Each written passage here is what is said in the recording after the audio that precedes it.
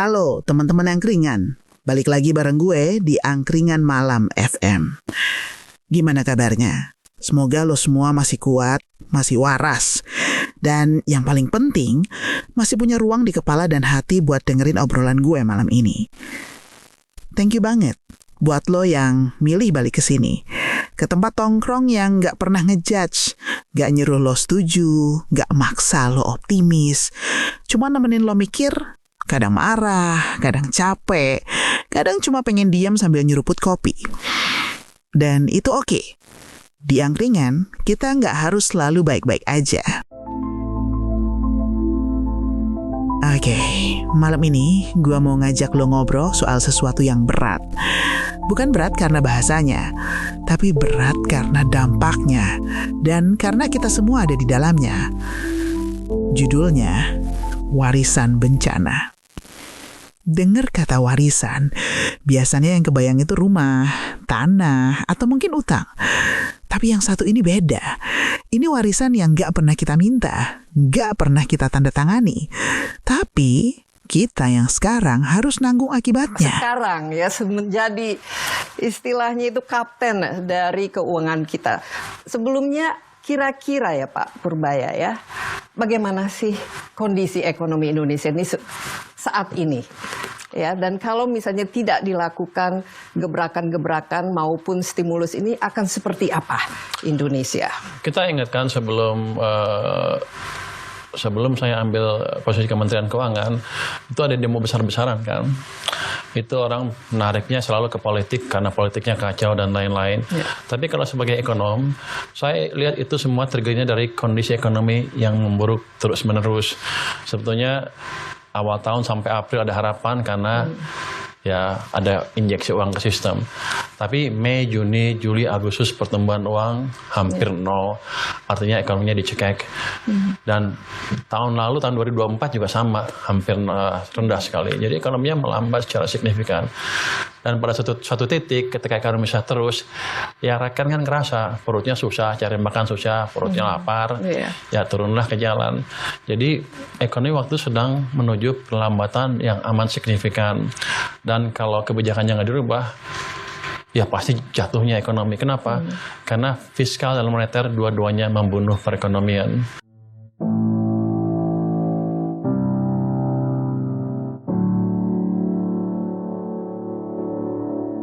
Kita hidup di tengah tumpukan masalah yang bukan kita yang mulai.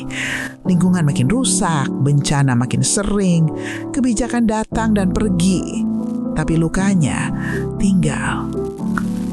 Dan anehnya, yang sering disuruh kuat, sabar, bangkit, itu selalu rakyat, bukan yang bikin keputusannya.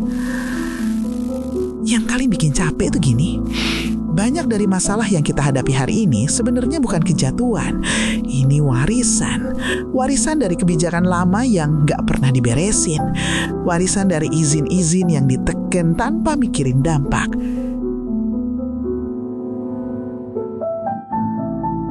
Jadi, pertanyaannya bukan cuma kenapa bencana terus terjadi, tapi siapa yang ninggalin warisan ini ke kita? Dan kenapa kita terus disuruh nerima tanpa protes? Malam ini kita bakal ngobrol pelan-pelan. Kita bongkar satu-satu. Warisan apa yang sebenarnya lagi kita pikul? Kenapa semuanya bisa sampai ke titik ini?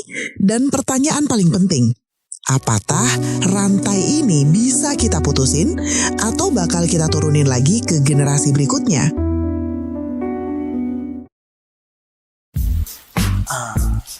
Come on. What? Those are real? You bought those? Right. You must think I'm really stupid. You must think I'm really stupid, baby. Yeah, but it's all good, though. Hold up. Why the fuck you lying? Why? Why you always lying? Why? Oh my God. Stop fucking lying. Yeah. Oh, you had me so close. Your lies ain't flowed, though. Why the fuck you lying to me?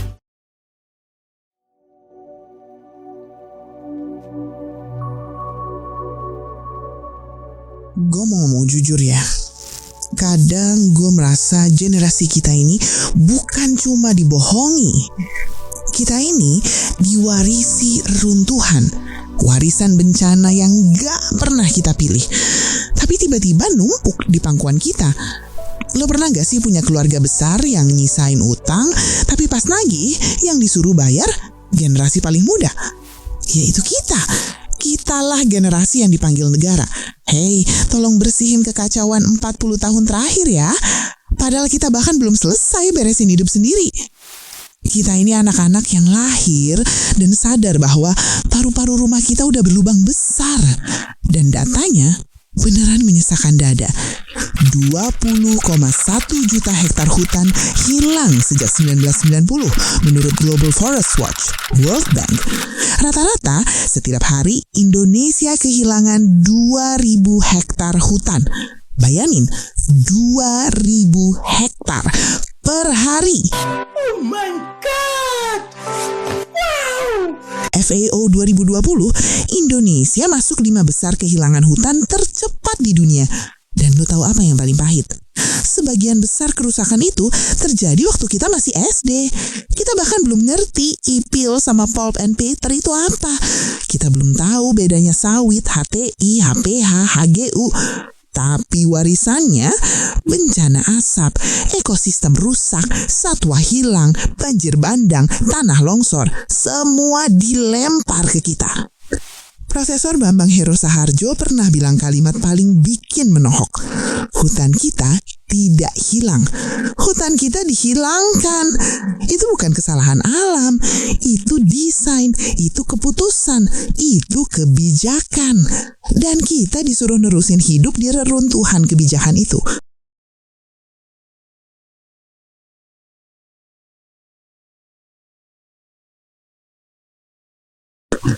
Lo tahu apa yang paling ngakitin?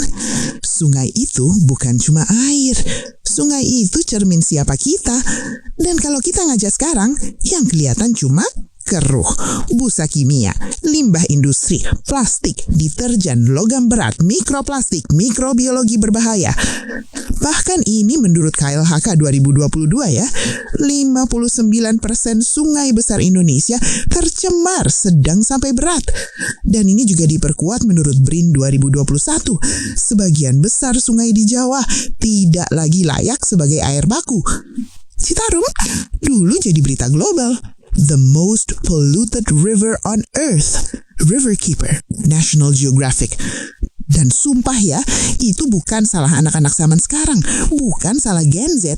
Bukan salah yang nongkrong di kafe. Itu hasil dari limbah tekstil era 80-90. Pabrik kimia tanpa pengolahan. Industri yang tumbuh lebih cepat dari pengawasan. Kota yang membesar lebih cepat dari sistem.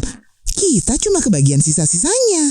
Airnya kita minum, limbahnya kita cegah, dan bencananya kita tanggung. Saya pernah katakan waktu PBNU menerima izin konsesi tambang, saya katakan tunjukkan satu saja ada konsesi yang berhasil mereklamasi, mereboisasi kembali kepada ekosistem awalnya. Tunjukkan satu aja di mana wilayah pertambangan di Indonesia ini yang mampu mengembalikan ke ekosistem awalnya. Pertanyaan baliknya adalah kenapa Anda begitu peduli untuk mengembalikan ekosistem awal? Karena kita butuh, Gus. Loh, maksudnya kita butuh. Maksudnya dibiarin dan itu wajib, Gus. Bukan begitu. Ini saya ambil analogi lain. Saya waktu kecil di kampung saya menikmati ekosistem yang baik. Pohon banyak, sawah banyak. Sekarang karena pertambahan penduduk, ekosistem itu hilang. Anak saya tidak lagi bisa menikmati itu. Gus, tidak head to head dibandingkan dengan pertumbuhan penduduk. Karena eskapator dengan manusia, emisi yang dikeluarkan beda, Gus. Satu orang, Gus, hanya bisa menebang satu pohon misalnya dalam satu hari. Tapi eskapator bisa menebang ribuan hektar dalam satu hari. Itu enggak head to head, Gus. Ini yang saya sebut dengan Wahabisme itu. Wahabisme itu artinya gini, Rosi. Orang Wahabi itu begitu kepinginnya menjaga kemurnian teks. Sehingga teks tidak boleh disentuh sama sekali. Harus puritan. Puritanisme teks itu adalah Wahabi.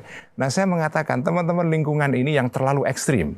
Yang mengatakan bahwa... Saya tidak melihat apa yang dikatakan oleh Iqbal itu ekstrim sih. Itu saya mengatakan arahnya... sesuatu yang keniscayaan yang harus dilakukan. Arahnya adalah dia seperti menolak sama sekali mining. Karena industri ekstraksi selalu pada dirinya adalah dangerous dan itu berbahaya. Jadi yang bilang tidak berbahaya ada nggak, Gus? Nggak, oke. Kalaupun berbahaya, apakah sama sekali kita tidak boleh menambang? Ini anugerah Allah. Pohon anugerah, tambang anugerah. Pohon ada manfaatnya, tambang juga ada manfaatnya. Mari kita lihat kalkulasi maslahat mafsadatnya. Ada jutaan orang yang juga mengambil manfaat dari tambang ini. Batu bara itu real. Anak-anak kita itu bisa sekolah. Oke, kalau begitu tadi Karena kembali. mereka bisa menikmati listrik ini yang ditenagai oleh batu bara. Itulah, Gus, yang kita minta. Kapan pemerintah mau beralih dari sini? Kenapa harus beralih? Lu harus beralih. Karena Kenapa? kalau kita tidak beralih, kita sudah tidak punya. Bahkan Kementerian Kehutanan sendiri bilang di dalam program volunya, kuota deforestasi kita itu sudah lebih kecil daripada yang sudah terdeforestasi. Nggak, maksud saya gini. Nggak ada ruang, Gus. Maksud saya. Ini ada namanya hitung-hitungan, Gus, daya dukung, daya tampung lingkungan. Ya. Dalam satu wilayah, dia memungkinkan untuk diekstraksi lagi atau tidak. Kalau dia sudah tidak mencukupi, maka berhenti. Di sini, Contoh begini, Gus. ya. Kan tadi sering menyampaikan dengan transportasi pertumbuhan Ya. penduduk. Jakarta sudah lebih pembangunannya, sudah banyak sekali. Sehingga harusnya kita mengatakan yang namanya moratorium pembangunan misalnya. Apa salah moratorium pembangunan? Dan jangan salah, Gus.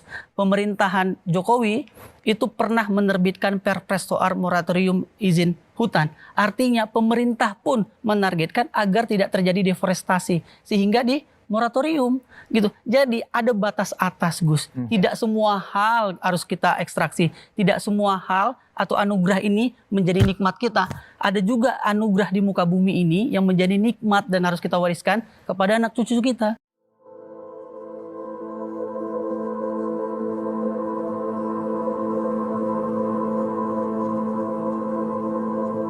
Ini bagian yang paling banyak ditutupin orang. Tahun 2019, KPK rilis evaluasi besar Minerba. Hasilnya, 4.349 izin tambang bermasalah. 2.341 tumpang tindih dengan kawasan hutan.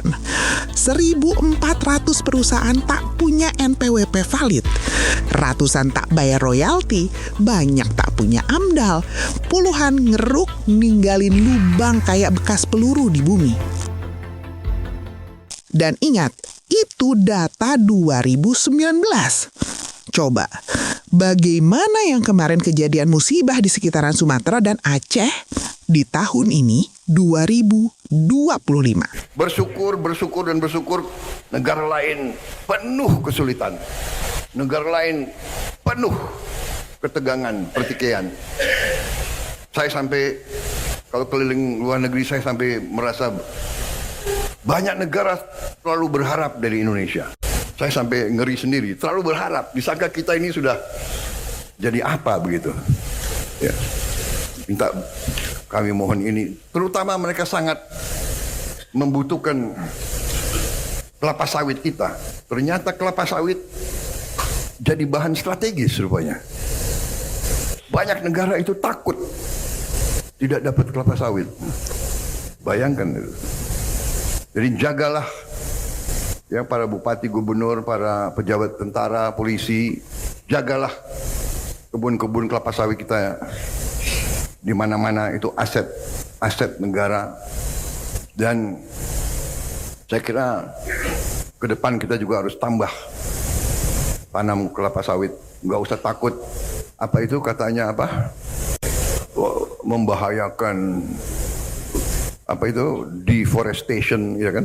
Namanya kelapa sawit ya pohon, ya kan? Betul gak? Kelapa sawit itu pohon, ada daunnya kan? Ada kalimat dari laporan KPK yang menurut gue paling nancep dan gue aja bingung. Ya ini, kerusakan ekologis adalah jenis korupsi yang tidak kelihatan. Korupsi yang nggak perlu amplop, nggak perlu tanda tangan, cukup diam, abaikan, setujui. Dan efeknya bisa bertahan puluhan tahun. Generasi yang bikin kesalahannya udah pensiun, udah pindah kota, udah bikin buku memoir ataupun udah jadi batu nisan.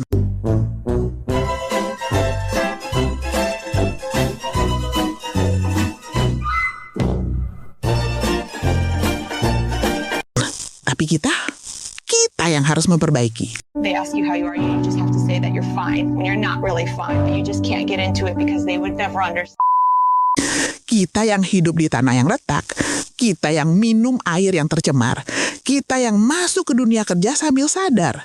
Oh, salah satu PR terbesar negara ini adalah bersih-bersih masa lalu.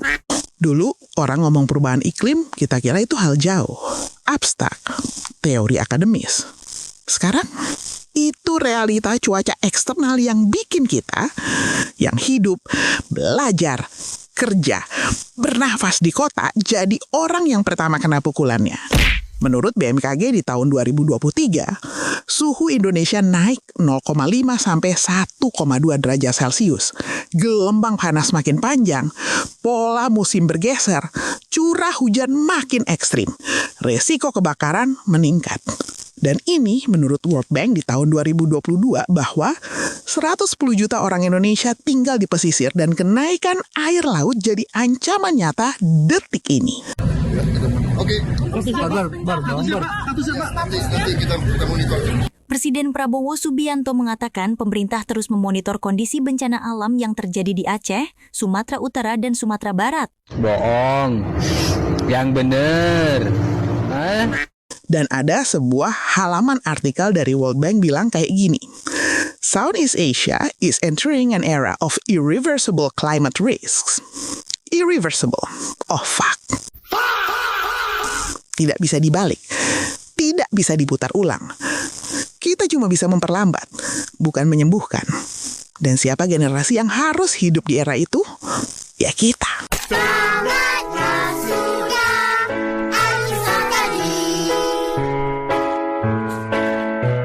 Yang katanya generasi malas, yang katanya generasi rebahan.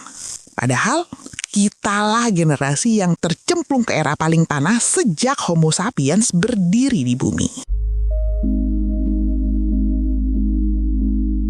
Ini yang sering disembunyiin dan masih sedikit yang berani angkat ini data. Ini menurut BRIN dan KLHK 2022. Kerugian ekologis 150-200 triliun per tahun. Dan ini juga disampaikan oleh Kemenku di tahun 2023. Subsidi energi fosil 350 triliun. Sederhananya, supaya kalian mudah memahaminya, negara membayar kerusakan 2 kali. Menghapus dampaknya dan membiayai sumber masalahnya. Dan generasi yang membayar pajak untuk itu, yang akan bekerja 30-40 tahun ke depan, ya kita. Terima kasih, monyet. Prof. Emil Salim bilang, kerusakan lingkungan adalah utang terbesar bangsa. Dan gue tambahin dikit. Dan kita yang diwarisi cicilan tanpa tahu kapan lunasnya.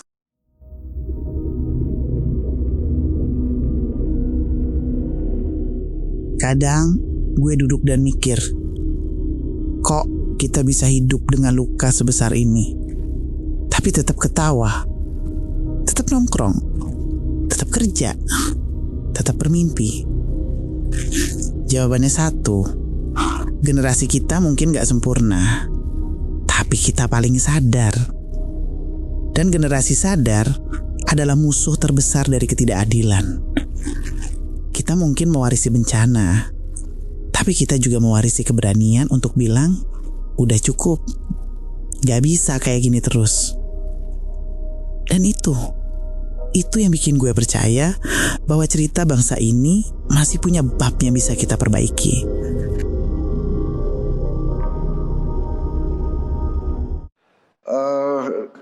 Saya kira itu yang ingin saya sampaikan. Saya mendukung Brazil dalam kepimpinan Brazil di COP30 dengan inisiatif Brazil. Mereka mendirikan suatu dana investasi untuk membantu melestarikan hutan tropis. Dan saya sudah menyampaikan bahwa Indonesia mendukung.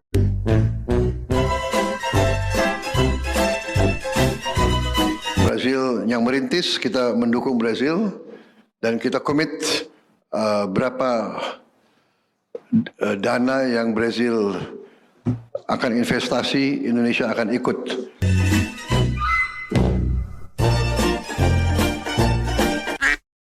Sekarang kita masuk ke bagian yang paling panas. Bagian yang biasanya bikin satu ruangan mendadak senyap. Bukan karena orang-orangnya setuju, tapi karena mereka tahu kalau pembicaraan ini diterusin ada banyak kepentingan yang mulai kepanasan. Ini bukan bagian yang sering lo dengar di podium resmi. Bukan yang dibacakan dengan slide rapi dan bahasa aman. Dan hampir pasti nggak pernah dibahas jujur di konferensi pers. Biasanya, bagian ini disapu bersih di balik kalimat sakti. Sesuai prosedur, sudah ditangani. Masih dalam evaluasi. Padahal, yang disapu itu bukan cuma kalimat, tapi tanggung jawab. Pertanyaannya sebenarnya sederhana. Saking sederhananya, pertanyaan ini justru berbahaya buat mereka yang duduk di kursi kekuasaan. Sebenarnya siapa yang harus bertanggung jawab? Dan ada satu pertanyaan lanjutan yang lebih jujur, lebih telanjang dan hampir nggak pernah mau dijawab apa adanya. Kalau kita mau lihat izin kan dia bukan setahun 2 tahun ya. Jadi kalau kita ngelihat yang soal bencana ini kan dia akumulasi. Nah izin yang diberikan sejak dari 20 tahun yang lalu misalnya atau 10 tahun yang lalu, inilah yang kemudian implikasinya. Ya, tentu saja. Nah jadi kalau dilihat kapan mulai tinggi, ya mulai tingginya itu ketika masanya Menteri Kehutanan itu Zulkifli Hasan. Pelepasan kawasan hutan baik itu untuk sawit ya maupun juga sektor-sektor usaha di hutan gitu. Jadi kalau mau dilihat gitu ya siapa ini kan kalau mau dibilang soal bertanggung jawab ya dari proses yang awal-awal tadi gitu ya. Tapi kalau dilihat dari masanya kapan, ya masanya di Zulkifli Hasan itu yang paling banyak pelepasan hutan.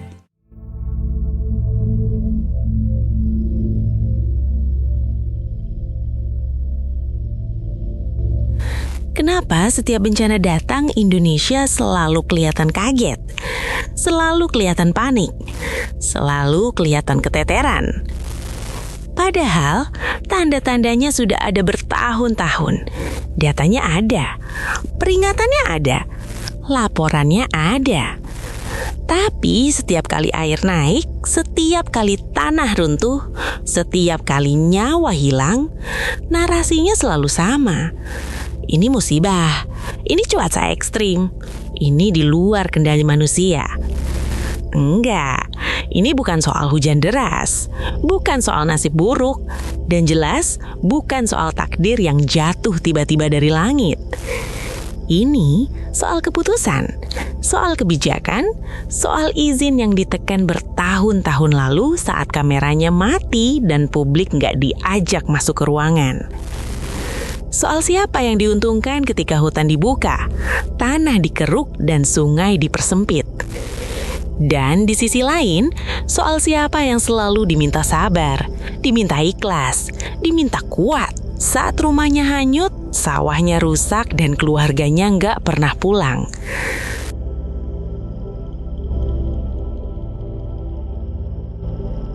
Anda kembali menyaksikan kabar utama. Pemirsa, viral pernyataan Kementerian Kehutanan membantah kayu-kayu gelondongan yang ikut terseret banjir di Tapanuli Selatan dan Tapanuli Tengah Sumatera Utara akibat hasil pembalakan hutan di wilayah tersebut. Kementerian Kehutanan mengklaim kayu-kayu tersebut adalah pepohonan tua yang tumbang saat diterjang banjir. Namun Bupati Tapanuli Selatan Gus Irawan Pasaribu menyebut tak sependapat dengan pernyataan Kementerian Kehutanan. Setelah masa tanggap darurat ini selesai, tentu saya sangat terbuka untuk evaluasi, kritik, apapun ya, apakah tim investigasi apapun ya. Tapi sekali lagi kita coba fokus dulu menyelesaikan apa yang dialami oleh rakyat ini secara bersama-sama. Sementara itu Bupati Tapanuli Selatan Agus Irawan Pasaribu punya pandangan berbeda dengan Kementerian Kehutanan. Kalau masyarakat saya di daerah Garoga ini menduga kayu-kayu ini datang dari penebangan hutan di wilayah sebetulnya Tapanuli Tengah. Kami sangat berkomitmen dengan Forkopimda yang ada di Tapanuli Selatan karena soal ini kita tahu dampaknya. Maka di Kementerian Kehutanan ini ada kontradiktif ini kelihatannya, Dirjen Pengolahan Hutan Lestari dengan Dirjen Konservasi Sumber Daya Alam. Saya bicara dengan teman-teman konservasi sumber daya alam, mereka sangat concern menjaga kemudian lingkungan. Tapi kelihatannya Dirjen Pengolahan Hutan Lestari ini mungkin ya, saya nggak tahu, tolong diceklah, IQ-nya mungkin diukur dari PNBP. Nah PNBP masuk itu adalah dari kemudian keluarnya kayu. Saya nggak tahu berapa besar sih hasil dari kayu yang masuk PNBP, tapi kerugian kami sedemikian besar, korban jiwa sedemikian banyak, korban materi sedemikian luar biasa.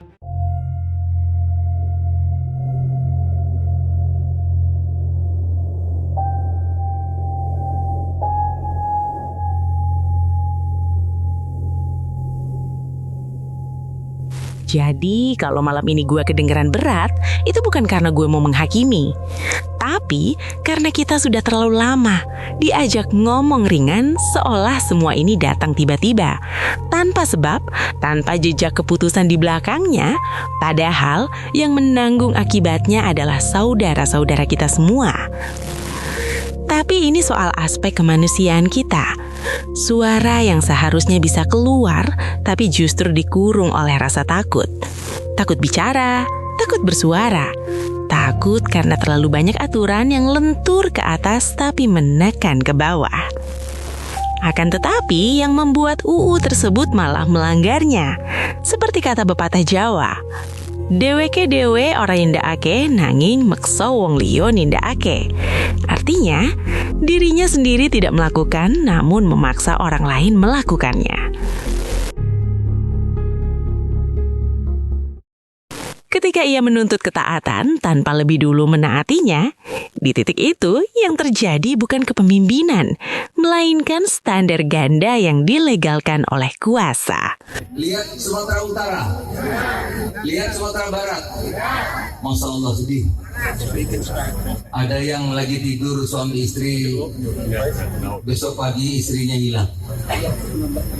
Ada yang suaminya hilang, ada yang anaknya hilang. Rumah baru ditinggali kemarin, tiba-tiba hari ini hilang semuanya. Nggak ada lagi. Itulah kalau lingkungan kita tidak jaga, bapak-bapak. Maka saya titip betul dari dulu Gunung Raja Basa ini. Kalau ini rusak, habis kita. Seluruh keliling gunung, habis. Begitu ada hujan, tersapu bersih. Ya, mau nggak kita bencana? Benar. Kita jaga. Pembohong, kau pembohong. Gini, bencana di Indonesia itu bukan kemarahan alam, bukan hujan yang tiba-tiba jahat, bukan tanah yang mendadak berkhianat. Bencana ini adalah warisan dari keputusan manusia. Puluhan tahun kita dibesarkan dalam satu paradigma pembangunan yang kelihatannya sederhana, tapi dampaknya mematikan. Saya kira ke depan kita juga harus tambah tanam kelapa sawit. Nggak usah takut. Apa itu katanya apa? Membahayakan apa itu deforestation, ya kan? Namanya kelapa sawit, ya pohon.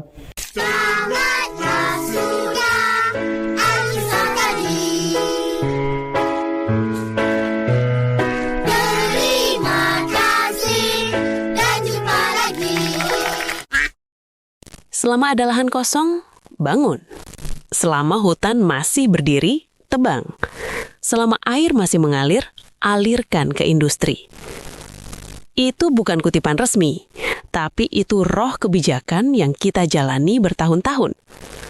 Dan yang paling pahit, kerusakan terbesar bukan datang dari rakyat kecil yang buka lahan demi hidup, tapi dari proyek-proyek besar yang sah secara hukum karena disahkan oleh tanda tangan pejabat. Dan tanda tangan itu punya konsekuensi lintas generasi. Itu seperti menyalakan bom waktu, menanamnya di dalam tanah, lalu bilang ke generasi setelahnya, kalau suatu hari meledak, itu salah alam, bukan salah kami.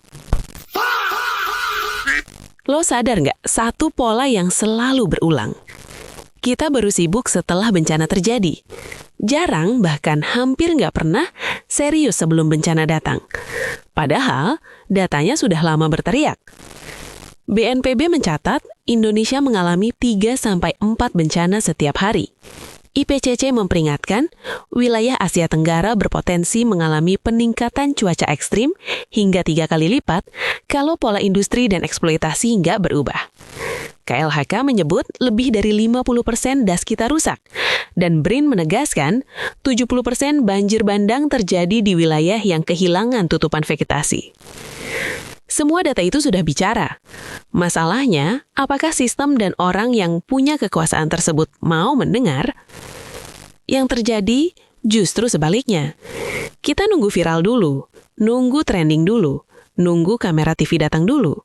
Baru semua panik, baru semua turun lapangan, baru semua minta maaf.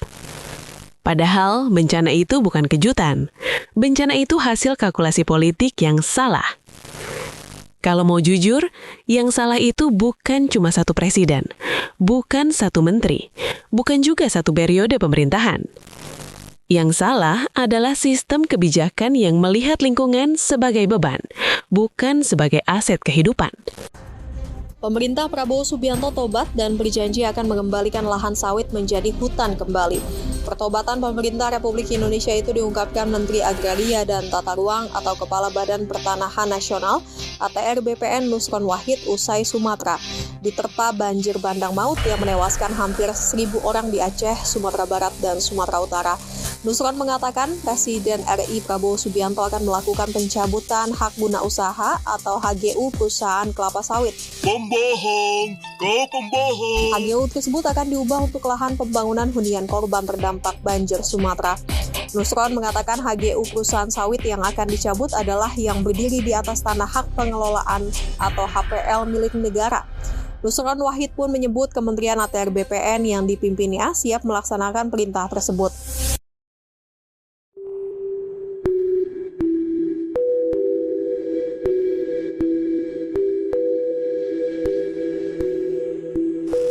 Sistem yang terus bilang ke publik, tenang, kami sudah melakukan kajian. Padahal, banyak kajian disusun bukan untuk mencegah bencana, tapi untuk melegitimasi keputusan. Ada istilahnya, policy-based evidence, bukannya evidence-based policy. Artinya, bukti dicari untuk meyakinkan publik, bukan untuk menyelamatkan ekosistem. Dan ini bisa dikatakan bahwa semua hal yang ada di kalian tonton di media sosial, di media TV, atau mungkin di berita, itu semua tuh hanya meyakinkan kita bahwa lu pada nih ya, sebagai warga, harus percaya gua selaku pemerintah. Supaya apa? Lo pada itu nyaman, tentram, adil, makmur. Padahal semua hal yang diucapkan oleh pemerintah, semua hal yang diucapkan oleh berita itu sudah disetting. Karena kita pun, jujur aja ya, sebagai manusia aja, kita pun nggak tahu kan makna dari semua pernyataan di media sosial, TV, dan lain-lain. Hanya sekedar kayak, oh ternyata aman ya, padahal hutannya lagi ditebang. Oh aman ya satwanya, padahal satwanya udah kebunuh gara-gara nggak punya rumah. Oh aman ya semuanya, padahal rumah yang dekat hutan sekalipun mungkin sudah menjadi kelapa sawit kali. Kayak oh nyaman ya, ini ya bilangnya adalah kesalahannya dari kita. Padahal semua itu kan balik lagi kepada apa? Policy the fucking policy gitu loh. Kenapa nggak pada sadar gitu loh? Maunya tunggu kejadian dulu baru bisa jalan gitu loh. Ahli-ahli kayak wah nenteng beras, wah tunjuk-tunjuk pakai rompi, wah bikin pernyataan yang ibarat kata ya udahlah ngomong minta maaf bilang aja kayak ya udah Bapak Ibu semua warga-warga Indonesia saya minta maaf, kan bisa gitu loh. Kenapa nggak bisa dibikin gitu loh? Why gitu loh. Dan lebih anehnya lagi adalah tiba-tiba malah kayak pertobatan balikin semua kawasan hutan jadi kawasan kelapa sawit jadi jadi hutan gitu. Padahal di sisi lain di pernyataan sebelum-sebelumnya adalah mau dibikin namanya lahan sawit yang baru di daerah Papua. Nah sekarang apa coba? Mau pakai dalih apa lagi coba? Kita sebagai warga Indonesia udah feels like empty gitu loh. Udah kosong, nothing, udah bukan apa-apa lagi. Sekarang kita tinggal nunggu apa ya bahasa kasarnya? Ya paling kita hanya nunggu panggilan suruh kembali ke Maha Kuasa doang. Ya karena kita udah nggak punya apa-apa lagi di Indonesia gitu loh. Mungkin lu punya keluarga, oke, lu punya keluarga, lu punya saudara, oke, lu punya mobil, oke, motor, oke, semuanya oke. Tapi itu hanya sekedar short term, jangka pendek, bukan long term. Karena gue ngambil kasih data gini deh. Di tahun 2023 sampai tahun 2024, gue ambil pakai datanya data luar negeri ya. US ya, United States United States gitu ya, atau Amerika gitu. Dia aja udah membeli lahan pertanian dan hutan itu untuk sebagai alat investasi. Dan negara-negara sekitarnya kayak di daerah Brazil atau Kanada itu juga sama halnya. Itu dari tahun 2023 sampai tahun 2024 datanya ada gitu ya. Lu cek sendiri aja juga banyak gitu. Itu hampir para konglo ya, mungkin bahasanya konglo gitu ya, itu pada beli. Nah sekarang kita Indonesia yang katanya punya hutan terbesar di Indonesia, paru-paru dunia, malah dijual-jualin, malah jadi kelapa sawit, malah bilangnya ya salah sendiri, kalian sebagai warga ini gunain buat kayak konsumsi sehari-hari, kayak buat minyak, buat makan ini, beli minum ini. Ujungnya selain kita lagi sebagai masyarakat. Harusnya kan lu yang bikin policy gitu loh. Ya itulah kenapa gue tarik semua kalimat tadi itu kembali ke sebuah diksi yang sederhana yang selalu gue bilang kepada kalian, yakni adalah penggunaan meritokrasi. The meritocracy is a very very important for now gitu loh.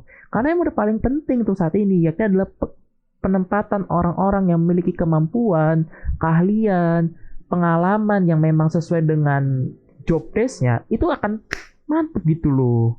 Kenapa tidak bisa terulang kembali? Ya karena kita punya sistem namanya patronase gitu loh. Lebih tepatnya loyalis dan patronase gitu loh. Yang ibarat kata kayak oke, siap Pak Bos, siap gitu. Kalau saking kita tidak nurut, kita ketendang dari partai. Dan lihat sekarang, apa yang terjadi coba? Udah 20 tahun lebih kita kayak begitu terus. Hasil apa? Kita hanya merasakan kemerdekaan yang cukup semu gitu loh. Orang lain pada teriak-teriakan, yakni adalah kita sebagai masyarakat Indonesia. Sedangkan para pejabat bilangnya adalah kita adalah negara besar. Kita adalah gini. Capek gue. Tapi ya itulah kita. Jadi salah satu cara untuk kita bisa merubah ini semua adalah simple. Lu pada sadar diri, bergerak secara kolektif. Dan referensinya udah banyak kok. Yang dimana gue ambil satu keyword atau kata kunci yang sering muncul di internet aja ya, yakni adalah penggulingan. Di sini bukan berarti gue mengajak, gimana bahasanya ya? Di sini gue bukan mengajak kalian semua tuh menggulingkan pemerintah sekarang, bukan begitu. Tapi lebih kepada referensinya sudah ada loh di luar sana, kayak Gen Z menggulingkan pemerintahan yang korupsi, koruptor, atau mungkin yang sewenang-wenangan. Udah banyak kok. Di negara lain udah banyak. Bahkan itu terreferensi oleh kita sebagai bangsa Indonesia. Tapi kenapa kita yang punya referensi malah kita yang down duluan gitu loh. Ayolah gitu loh. Ya mungkin segitu aja ya. Karena akan dilanjut oleh temen gue. Oke?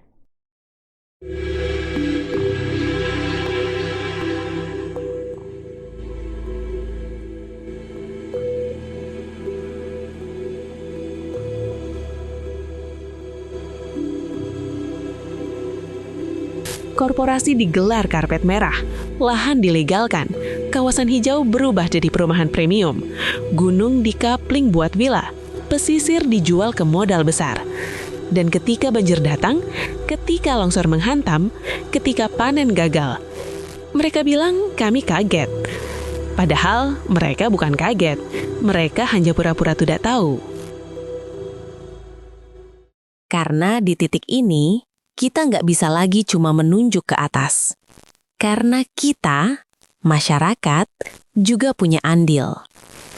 Kita terbiasa menenangkan diri dengan kalimat-kalimat kecil. Ah, cuma banjir setahun sekali. Ah, cuma longsor di daerah sana. Ah, yang kena bukan gue. Ah, negara pasti ngurus. Padahal, sikap pasif itu pelan-pelan ikut memperlebar retakan. Kita sering lupa, bencana itu nggak pernah datang sendirian. Bencana selalu datang bareng satu hal lain, ketidakpedulian. Kalau saya melihatnya, karena kita adalah negara hukum, ya, maka saya mengapresiasi apa yang dilakukan oleh Menteri Lingkungan Hidup. Itu menunjukkan bahwa kita tidak hanya sekedar menuding, ya, tapi itu harus ditindaklanjuti dengan mendapatkan apa yang disebut dengan scientific evidence, bukti ilmiah. Nah, berdasarkan itulah kemudian kita bisa memastikan perusahaan-perusahaan yang harus bertanggung jawab di balik peristiwa ini. Begitu. Nah, banyak cara melakukan itu, salah satunya dengan menggunakan satelit. Ini sudah kami lakukan berulang kali, termasuk misalnya kemarin waktu kami menangani kasus timah itu. Nah, dari situlah kemudian dipastikan, ya, melalui proses tentu saja, nanti melalui proses persidangan dan sebagainya, kemudian dipastikan bahwa dinyatakan bersalah, dia harus bertanggung jawab karena nanti bisa pakai pidana tambahan untuk mengganti kerugian, dan kemudian dia juga harus bertanggung jawab terhadap proses pemulihan. Baik.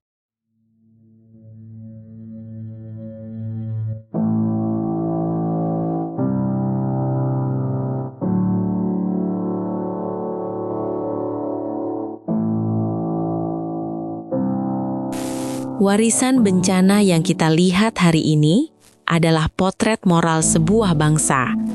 Ini bukan semata soal hujan yang makin deras, bukan cuma soal angin yang makin kencang, bukan hanya tentang suhu yang terus naik. Ini soal cara kita memperlakukan bumi, cara pejabat menghitung atau mengabaikan risiko, cara korporasi menyembunyikan data, dan cara masyarakat lebih percaya pada yang viral daripada yang berbasis pengetahuan. Jadi, ini bukan cerita tentang banjir, bukan cerita tentang longsor, bukan cerita tentang cuaca. Ini cerita tentang kegagalan tata kelola, tentang generasi yang seharusnya mewarisi rumah, tapi justru menerima reruntuhan. Dan setelah semua yang barusan kita omongin, ada satu lapisan lagi yang sering banget luput dari obrolan publik. Lapisan yang nggak selalu kelihatan di permukaan, tapi justru bekerja diam-diam di balik setiap izin, setiap proyek, dan setiap keputusan besar. Di segmen berikutnya, gue bakal ngomong jujur tentang satu hal yang terlalu sering ditutup-tutupi. Bagaimana sistem ekonomi kita yang katanya bikin negara maju, katanya membuka lapangan kerja, katanya demi pertumbuhan, akan tetapi sebenarnya sedang mempercepat kehancuran lingkungan lebih cepat dari kemampuan kita memperbaikinya. Ini bukan opini, ini bukan asumsi, ini bukan narasi pesimistis. Ini data, ini pola, dan ini bahaya yang sudah ada tepat di depan mata.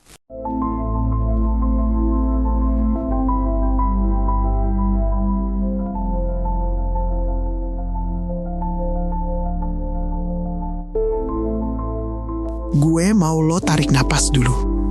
Pelan aja. Karena setelah semua yang barusan kita bongkar, seorang teman pernah nanya ke gue begini. Bro, kalau semuanya udah sejauh ini, masih ada yang bisa kita selamatkan.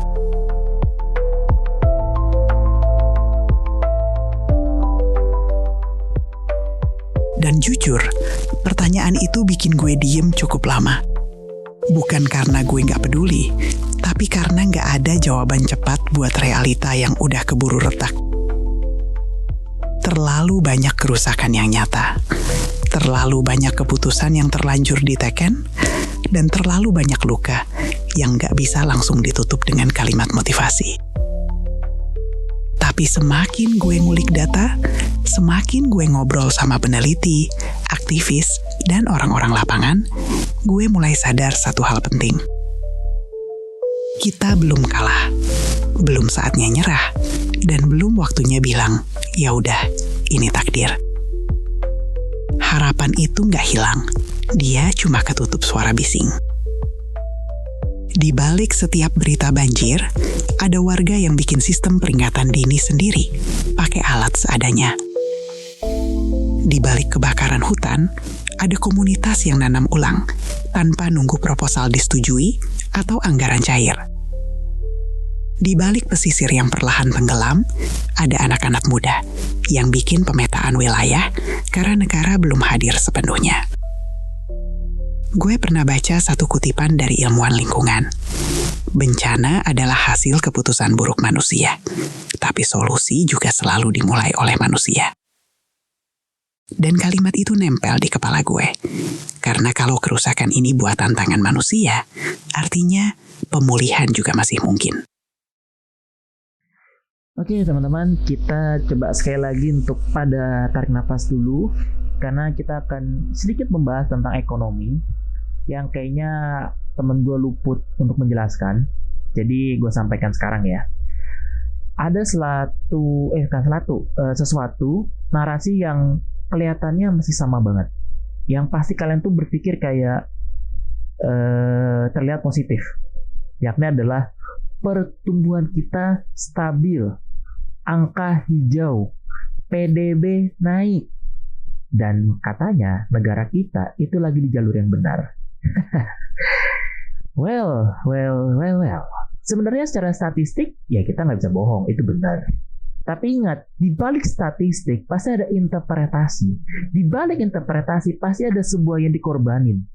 Dan biasanya di balik yang dikorbanin ada sebuah cerita yang jarang banget diceritakan secara terang-terangan.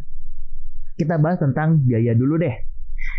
Setiap kita ngebahas tentang ekonomi yang tumbuh, selalu muncul dengan cara apa dan bagaimana cara bayarnya gitu. Mungkin di atas kertas kita kualitas lingkungan kita kayak kelihatan baik, indeks naik, target melampaui, dan udaranya ya di beberapa kota ya mungkin ada beberapa yang masih seger. Tapi di tempat lain, tidak ada bro.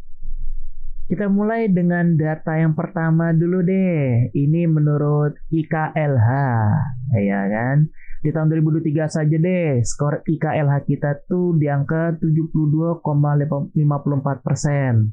Targetnya ya 69,48%. Dan di sini tuh dikatakan bahwa ya udara kita membaik, kualitas airnya masih bagus, masih oke. Tapi realitanya di tahun 2023 ya jawab sendiri aja ya, karena kita tahu bahwa di tahun 2023 tuh banyak sekali sebenarnya bencana yang ya tertutup oleh banyak sekali yang ya bikin bising gitu loh. Kita lanjut di tahun 2024. Skornya IKLH-nya itu di angka 73 berapa nih? 73,53. Dan skornya itu di angka 71,45.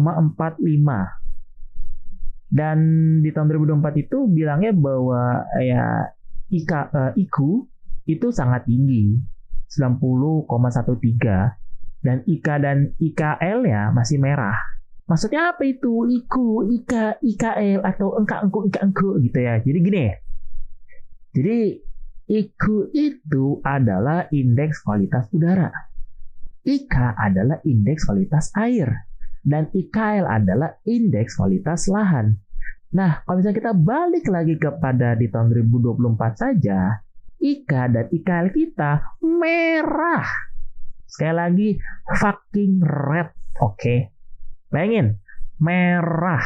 Itu ibarat kata baru mulai pemerintahan tiba-tiba dikasih kayak jebret nih, rambut merah nih, lu pada ngulang kelas gitu loh. Ya udahlah. Lu pada benerin ya sumpah. Yakin lu pemerintah tapi kelakuannya harus bikin kita kesel dulu gitu. Heran gua. Tapi sebelumnya kita lanjut lagi ya. Di tahun 2025 saja gitu. Ini masih sementara sih kalau di tahun 2025 karena datanya belum begitu perfect lah, atau lebih tepatnya belum pada nginput ke IKLH itu sendiri. Sebut aja kayak skor IKLH kita itu di angka 74 pas. Dan targetnya itu sesuai dengan tahun kemarin di tahun 2024 saja itu masih ya kan 71,45. Berarti kan lebih 3 poin lah gitu loh. Cuman di tahun 2025 ini ternyata ada catatan penting, yakni adalah fokus terhadap mitigasi emisi energi dan limbah. Artinya, ya kita secara ini data terjadi namanya ketimpangan antara komponen udara, air, dan lahan kepada si para kepentingan bisnis itu sendiri yang membuat rapot merah ini tuh terang benderang gitu loh. Oke, lanjut lagi kepada sektor ini menurut BPS ya. Pertama, sektor bencana sektor bencana hidrometeorologi kayak banjir, longsor, dan cuaca ekstrim. Nah, di sini ada namanya estimasi kerugian terhadap PDB. Yakni kalau di sini terdata sebesar kurang lebih ya 6,21% menurut PDB. Nah, sektor kedua dari penurunan produktivitas pangan itu di angka 0,8 sampai 1,26% PDB. Yang ketiga, sektor polusi udara ini mana kayak dari biaya kesehatan, produktivitas, dan lain-lain. Itu di angka kurang lebih 1,6% PDB. Yang terakhir, sektor krisis air bersih atau DAS yang rusak. Itu di angka 0,33 sampai 0,43% PDB.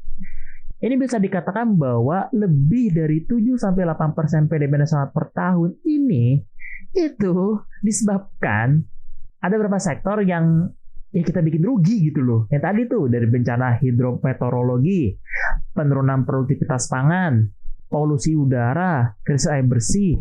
Ayo, gimana? Ini baru data yang kedua nih, gitu loh. Belum data yang ketiga nih, ya. Lanjut lagi. Ini ada namanya menurut NDC dan KLHK. Di sini terdata bahwa pertumbuhan ekonomi kita secara nasional itu kurang lebih di angka 5 sampai 5,2%. Dan intensitas emisi per unit PDB itu ternyata ada sedikit penekanan dari data-data tahun sebelumnya. Dan yang terakhir ada namanya kebijakan utama yang lagi difokusin ternyata, yakni dari carbon pricing di tahun 2024 sampai tahun 2025. Dan yang kedua adalah transisi energi dan EBT. Dan bisa dikatakan bahwa ternyata Indonesia ini lagi fokus ke environmental goodness curve atau mungkin kayak perbaikan lah gitu secara gampang ya. Tetapi biaya kerusakannya masih besar daripada investasi ke ekonomi hijau atau mungkin carbon pricing atau mungkin yang lain gitu loh. Kita masih merah gitu loh. Ya, seperti itu. Ingat sekali lagi ini baru data ketiga. Oke. Data keempat. Ini sektor penyumbang kerusakan terbesar dari tahun 2024 sampai tahun 2025. Pertama, sektor LUCF atau lahan dan kehutanan. Dampak utamanya pertama, emisi terbesar dari deforestasi dan gambut. Sektor kedua, energi. Yakni adalah kita masih ketergantungan terhadap batu bara. Yang terakhir adalah limbah. Gara-gara apa? Pabrik. Yakni di angka kurang lebih 6,5% dari emisi nasional. Ini bisa menandakan bahwa ternyata kita masih terpatok di daerah batu bara, limbah, lahan, dan kehutanan yang Padahal kita tuh dari kecil selalu diingetin bahwa kita kalau udah besar jangan buang limbah sembarangan, harus menjaga hutan. Setelah itu kita harus membatasi namanya polusi-polusi. Tapi waktu kita besar, itu semuanya hanya ilusi. Itu semua hanya kayak ucapan penenang hati yang kayak pas waktu kita udah gede atau dewasa, ya udah hanya angin kentut yang kayak lewat doang gitu loh. Mending kalau misalkan kentutnya wangi gitu. Kalau misalkan baunya kayak sampah, nggak usah kidung gitu. Tapi ya ampun, hancur negara ini. Oke, lanjut ke data terakhir. Yang adalah sektor tambang, yang dimana adalah kontribusi ekonomi versus beban lingkungan. Jadi ini menurut data yang gue temuin ya, di tahun 2023 saja gitu, nilai PDB kita tuh di angka 2.198 triliun. Yang dimana kontribusi ke PDB kita itu 10,52%. Di tahun 2024 saja, nilai PDB kita tuh di angka 2.025 triliun. Dan kontribusi ke PDB-nya itu sebesar 9,15%. Dan di tahun ini, di tahun 2025, menjelang penutupan tahun ini juga ya, kita memiliki nilai PDB-nya sebesar 2.240 triliun. Dan kontribusi kita ke PDB itu sebesar 9-10%. Di sini tuh pendorongnya masih disebabkan oleh kayak batu bara, hilirisasi nikel dan EV, emas, tembaga, dan panas bumi gitu loh. Ini terlihat secara garis benang merahnya adalah kita masih mengandalkan secara ekstraktif. Apa itu ekstraktif? Ini merupakan sebuah nilai ekonomi yang dihasilkan dengan kita mengeruk tanah. Maksudnya apa bang? Kita masih mengandalkan kayak batu bara, nikel, emas, tembaga, panas bumi, minyak bumi, ataupun yang lain gitu loh. Dan inilah yang terjadi di negara kita gitu. Alhasil apa? Ya kita lihat di TV gitu loh. Banyak sekali kayak hutan yang digundulin, dengan dalih kayak ini buat kepentingan nasional, padahal malah lagi ngeruk buat keuntungan pribadi, tiba-tiba bikin lahan sawit. Padahal kalau kita lihat di tingkat yang lain, coba lihat deh di daerah pesisirnya, itu pasti ada tambang-tambang yang bilangnya ilegal, padahal itu kan di ACC oleh pemerintah pusat. Dan ini ada beberapa rincian biaya lingkungan yang ternyata gue temuin di beberapa jurnal. Kita sebut pertama dari rehabilitasinya dulu deh. Ini rehabilitasi hutan saja itu sebesar 15-25 juta per hektar. Bayangin, per hektar. Kalau misalkan ada 10, 20, 30 hektar, berarti berapa M? Berapa triliun tuh yang diurusin tuh? Rugi banget. Yang kedua, lahan belum direklamasi sebanyak ratusan ribu hektar. Yang ketiga, kerugian kesehatan karena polusi, PLTU, dan tambang. Ini sebesar kurang lebih 1,6% dari PDB. Dan kehilangan jasa ekosistem saja itu sebesar 1% pertumbuhan tambang. Jadi mana ini kalau misalnya kita lihat dari nilai ekologinya itu sebesar 0,5%. Lebih tepatnya kita kehilangan nilai ekologi segitu loh. Dan bisa disimpulkan bahwa dengan narasi kayak kita tuh Indonesia yang kuat, Indonesia secara sehat, makmur, tapi hanya secara statistik. Namun secara ekologis, lucu di tengah malam. Ya karena kita defisit bro. Bayangin aja, pertumbuhan ekonomi kita yang sekarang lagi 5% ini, yang lagi berusaha menjadi 8%, berarti kan kurang 3% lagi tuh. Itu dibiayai oleh kayak deforestasi, degradasi air, polusi, resiko bencana di masa depan, bahkan hal-hal yang kita tidak pernah duga di masa depan, itu sudah lagi dibikin di masa sekarang gitu loh. Dan bahkan PDB konvensional saja itu tidak menghitung secara keseluruhan hilangnya modal alam. Maksud gampang gini deh, gue nemu di salah satu pembahasan mengenai PDB itu sendiri. Jadi pembahasan itu gue pernah nemu di TV One atau apa gitu. Jadi intinya ada pembahasan mengenai kayak gini. PDB itu kalau kita lihat secara gampangnya, dia kan harusnya menginput kayak hal-hal seperti pohon yang ditebang, berapa jumlahnya, atau dimasukkan atau dijual gitu ya. Nah, kalau kita lihat dari kondisi sekarang yang lagi, entah itu lagi di daerah bencana, di daerah yang belum bencana, atau mungkin calon bencana, atau mungkin yang sudah digundulin tapi belum kelihatan, itu tidak pernah terdata sama sekali. Karena dalihnya selalu dengan kata pembalakan liar. Itu pertama pasti. Yang kedua, izin aksesnya tidak ketemu. Ya, mungkin masih satu kesatuan lah sama poin pertama gitu. Dan yang terakhir, ada para pemain-pemain besar yang melindunginya. Nah, ketiga poin ini yang satu kesatuan, ini yang membuat kayak PDB kita tidak bisa tidak bisa terdata secara real gitu loh. Alhasil apa? Ya kita hanya kayak bocah di tengah tengah siang kayak berpikir, gue harus ngapain ya.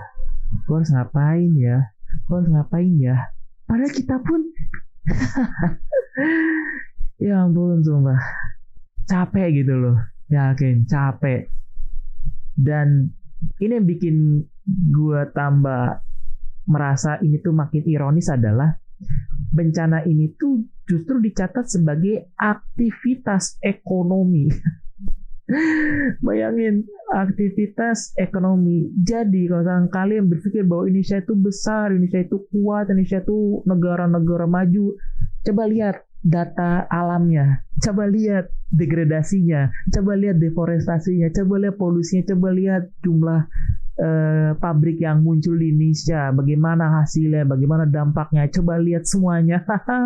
Pasti kalian akan menganga lebar seperti kayak ini orang bego gitu. Ya karena kita nggak bisa ngapa-ngapain bro, udah nggak bisa, yakin.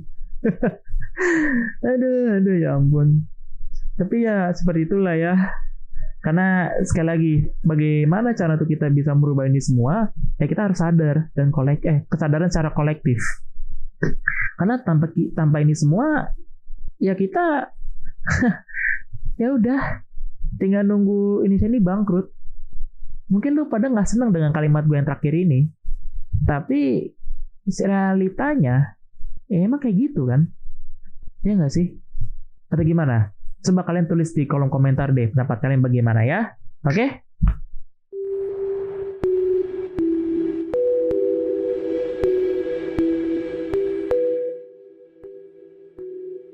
Di titik ini kita semua punya peran kecil yang berdampak besar.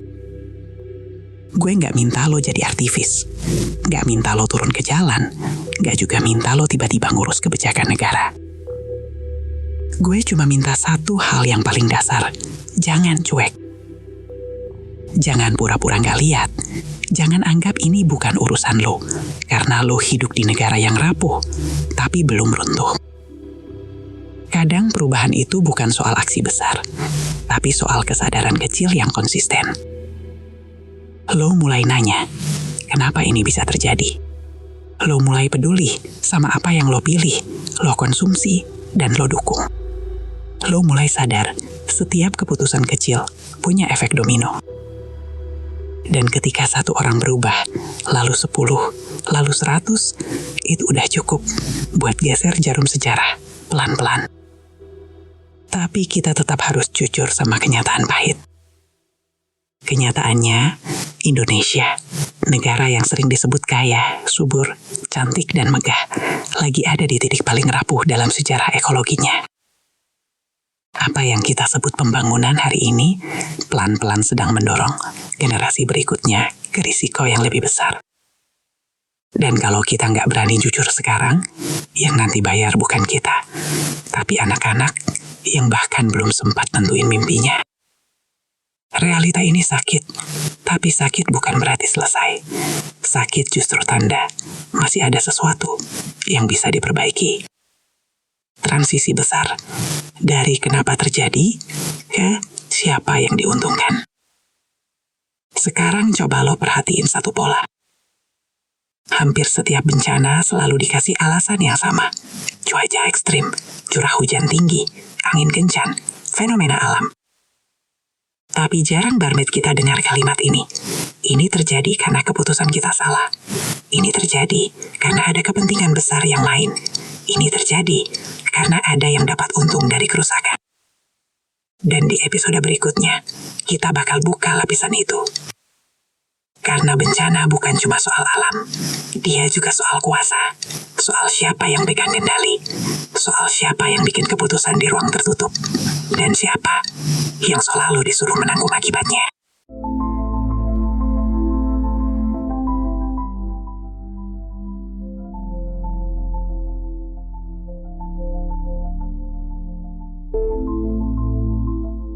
Jadi sebelum gue tutup malam ini, ingat satu hal.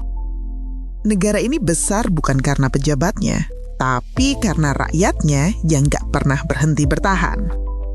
Dan selama kita masih mau mikir, masih mau ngobrol, dan masih mau jujur sama realita, kita masih punya kesempatan buat ngebelokin arah sejarah. Terima kasih udah dengerin Angkringan Malam FM. Terima kasih juga karena lo bertahan sampai akhir. Lo selalu bisa balik kapan aja. Tempat ini selalu nyala, selalu hangat, dan selalu siap buat ngomongin hal-hal yang dunia luar kadang terlalu takut buat dibahas. Jaga diri lo, tetap sadar, tetap manusia. Dan jangan lupa, minggu depan, episode selanjutnya. Jangan kemana-mana. Stay tune, fam.